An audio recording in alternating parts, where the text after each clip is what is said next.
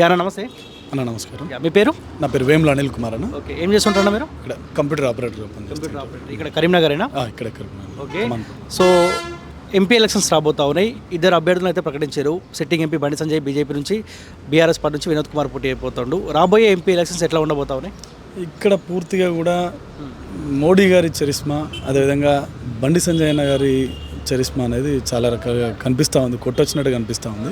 దేశం మొత్తం కూడా మోడీ గారు రావాలని ఎంత ఉత్సాహంగా ఎంత ఉన్నారో, కరీంనగర్ పార్లమెంటు వ్యాప్తంగా కూడా ప్రజలందరూ కూడా సంజయ్ అన్న గారు రావాలనేది అభిప్రాయం ఉంది. ఇది కరీంనగర్ అసెంబ్లీనా? కరీంనగర్ అసెంబ్లీ వస్తుంది. ఓకే, ఇప్పుడు 5 సంవత్సరాల కాలం పాటు బండి సంజయ్ ఎంపీగా కొనసాగిండు. ఏం చేసినా మీ కమాన్పూర్ కావచ్చు, లేకపోతే కొత్తపల్లి మండలానికి బండి సంజయ్ కుమార్ ఏమైనా చేసిండా?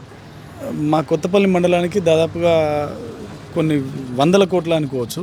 దాదాపుగా మన కమాన్పూర్ గ్రామానికి దాదాపుగా 3.5 కోట్ల రూపాయలు కేటాయించి కేంద్ర ప్రభుత్వం నుంచి రోడ్లు కావచ్చు, మోరీలు కావచ్చు, ఈ 5 సంవత్సరాల కాలంలో కిసాన్ సమ్మాన్ నిధి స్కీమ్ కింద కావచ్చు, ఉజ్వల గ్యాస్ కనెక్షన్స్ కావచ్చు, ఇంటింటికి మరుగుదొడ్లు కావచ్చు, అదే ఉచిత రేషన్ పథకం కింద కావచ్చు, ఇట్లా అనేక రకాల పథకాలు మొత్తం కలుపుకుంటే దాదాపు 3 కోట్ల చిల్లర పైసలు మనకి కేంద్ర ప్రభుత్వం నుండి రావడానికి సహకరించారు సంజయ్ అన్న గారు. వస్తుంటాడు, అందుబాటులో ఉంటాడు. ఎందుకంటే ఆయన రాష్ట్ర వ్యాప్తంగా అధ్యక్ష హోదా ఉన్నప్పుడు రాష్ట్ర వ్యాప్తంగా భారతీయ జనతా పార్టీ గెలుపు కోసం తిరిగాడు.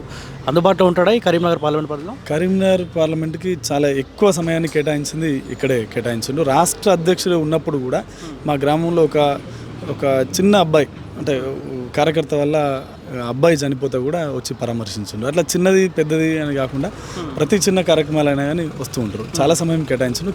కమాన్పూర్కి ప్రత్యేకంగా కమాన్పూర్ చుట్టుపక్కల ప్రాంతాల్లో కానీ ఎక్కువ పర్యటించారు. ఇట్లా మోదీ కోసమా బండి సంజయ్ కోసం ఆయన్ని గెలిపించుకుందాం అనుకుంటారా? మోడీ గారు రావాలని ఎంతైతే ఉందో అంతే స్థాయిలో ఇక్కడ సంజయ్ అన్న గారు కూడా గెలవాలనేది అవసరం ఉంది. సంజయ్ అన్న గారి అవసరం చాలా ఉంది కరీంనగర్కి ఇంకా కూడా. ఎందుకంటే ఇప్పుడు గత ప్రభుత్వాలతోటి గత ఎంపీలతో పోల్చుకుంటే కరీంనగర్కి ఎక్కువ నిధులను కేటాయించి, అదేవిధంగా ప్రధానమంత్రులతోటి ఒక ఏదైనా ఓపెనింగ్ కార్యక్రమాలు అయితే ప్రధానమంత్రి స్వయంగా కరీంనగర్కి వచ్చి ఓపెన్ చేసిన సందర్భం మనం సంజయ్ అన్న గారు ఎంపీగా ఉన్నప్పుడు చూసినాం. అంతకుముందు ఉన్న ఎంపీలు కనీసం ప్రధానమంత్రితో మాట్లాడదామంటే కూడా సమయం దొరకని పరిస్థితులు ఉండే ఎంపీలకు.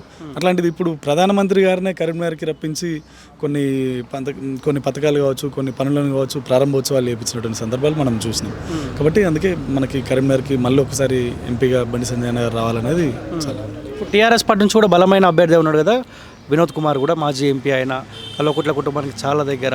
సో కొంత సానుభూతి ఏమైనా కలిసి వచ్చే అవకాశం ఉంటుంది? లేదు, పూర్తిగా cadre, BRS party cadre, second cadre ఏదైతే ఉందో అంతా కూడా దేశం కోసం ఆలోచిస్తున్నారు.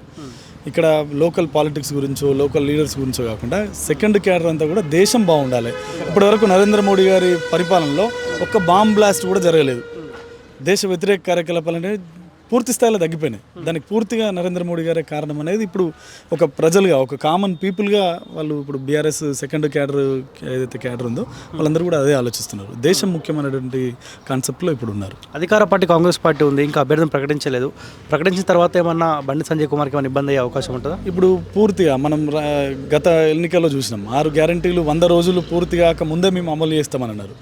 ఆ విషయంలో పూర్తిగా విఫలమైపోయారు. ఇప్పుడు 100 రోజులు దాటిపోయి కూడా ఇప్పటివరకు ఆ స్కీమ్లు అమలు అవుతాయా లేదా అనేది ప్రజల లోపల అనేక అనుమానాలు ఉన్నాయి. కాబట్టి మళ్ళీ ఒకసారి కాంగ్రెస్ని నమ్మే పరిస్థితి ఇప్పుడు లేదు. కాబట్టి ఇప్పుడు ప్రజల లోపల క్లారిటీ వచ్చేసింది. ఏదైనా ఎలక్షన్ మందమే మాట్లాడుతున్నారు, ఎలక్షన్ మేనిఫెస్టో వరకే ఉంటున్నారు కాంగ్రెస్ పార్టీ. దాన్ని పూర్తిస్థాయిలో అమలు చేయడంలో ఫెయిల్ అయిపోతుంది, విఫలమైపోతున్నారు అనే విషయాన్ని ప్రజలు గమనించారు. కాబట్టి ఇప్పుడు ఈ ఎంపీ ఎలక్షన్స్లో పూర్తిగా వన్ సైడ్ బీజేపీ వైపే ఉంటారు అనేది మాకు. ఎందుకు ఓడిపోయింది మరి మన అసెంబ్లీ ఎలక్షన్లో? ఎమ్మెల్యేగా పోటీ చేసి ఓడిపోయింది కదా, ఎందుకు ఓడిపోయాడు? ఇప్పుడు కేవలం మనం పార్టీ కార్యకర్తలపైన, ప్రజలపైన ఆధారపడి మాత్రమే సంజయ్ అన్న గారు ముందుకెళ్ళారు. అదే అపోజిషన్ పార్టీస్ అన్ని కూడా డబ్బులను నమ్ముకొని ముందుకు పోయినాయి. డబ్బుల్ని విచ్చలవిడిగా మనం పంచిన సందర్భాలు మనం మీడియా ద్వారా కూడా చూసినాం.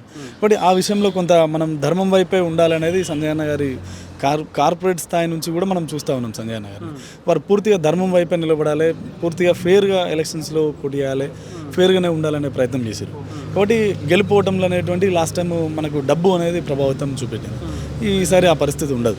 ఏమైనా ఇబ్బంది ఉంటే రెస్పాండ్ అవుతాడా? ఫోన్ చేస్తే లేకపోతే అందుబాటులో ఉండడం, కలవడం ఇలాంటివి చేస్తాడా? 100% అన్న. ఈ మనం చిన్న స్థాయిలో కార్యకర్తలకు కూడా హాస్పిటల్లో ఏదైనా అడ్మిట్ అయిన తర్వాత బిల్లు మాట్లాడడం కానీ డైరెక్ట్ ఫోన్ చేసి బిల్లు తక్కువ చేసిన సందర్భాలు ఉన్నాయి చాలా సందర్భాలు.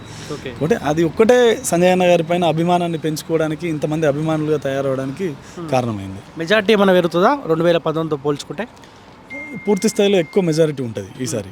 ఎందుకంటే మనకు కాంగ్రెస్ ఇప్పటివరకు అభ్యర్థిని ప్రకటించకపోవడము, అదేవిధంగా టీఆర్ఎస్ ప్రభుత్వం పడిపోవడం, ఇక్కడ ఇవన్నీ కూడా సంజయ్ అన్నకు కలిసి వచ్చేటువంటి అవకాశాలు ఉన్నాయి. ఓకే.